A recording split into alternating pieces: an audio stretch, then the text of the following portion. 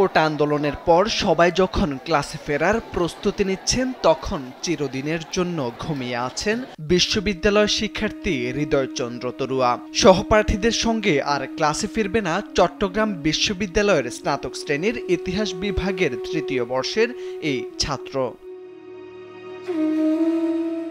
18 জুলাই কোটা আন্দোলনের মিছিল বের হলে টিউশনি শেষে বন্ধুদের সঙ্গে মিছিলে যোগ দেন হৃদয়। কিছু দূর এগোতেই পুলিশ ও ছাত্রলীগ কর্মীরা ধাওয়া দিয়ে হামলা চালায় মিছিলে। ছত্রভঙ্গ হয়ে যায় মিছিলটি। এরপর শুরু হয় গোলাগুলি। এক পর্যায়ে পুলিশের গুলি গিয়ে হৃদয়ের মাথার পেছন দিয়ে লেগে সামনে দিয়ে বেরিয়ে যায়।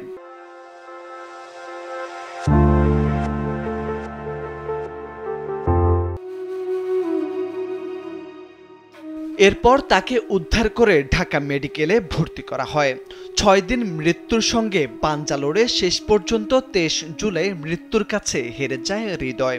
তার গ্রামের বাড়ি পটুয়াখালী জেলার মির্জাগঞ্জ উপজেলার ঘটকের আন্দুয়া এলাকায়। তার বাবা রতনচন্দ্র তরুয়া পেশায় একজন কাঠমিস্ত্রি এবং মা অর্চনা রানী তরুয়া মানুষের বাসাবাড়িতে গৃহ পরিচালিকার কাজ করেন।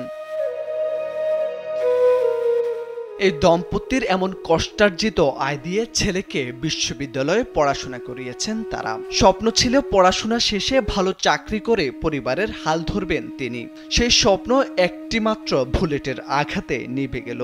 তাই ছেলেকে হারিয়ে শোকে স্তব্ধ পরিবারের সদস্যরা। হৃদয় হত্যার বিচারও চেয়েছেন পরিবারটি। আমার হৃদয়ের একটাই স্বপ্ন ছিল, মা আপনাকে কষ্ট আমি কিভাবে দূর করবো, এবং তার অর্থ সম্পদ নাই যে কি দূর করবো। তাই আমি দেখি পড়াশোনা করে মানুষ হইয়া আপনাকে কষ্ট দূর করতে পারি।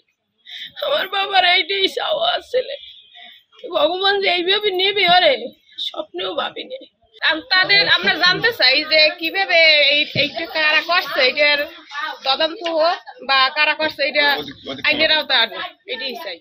হৃদয়ের মা পরে পরে কাজ করে খাওয়াতো বাচ্চাকে, এবং হৃদয়ের বাবা কাঠমিস্ত্রির কাজ করত।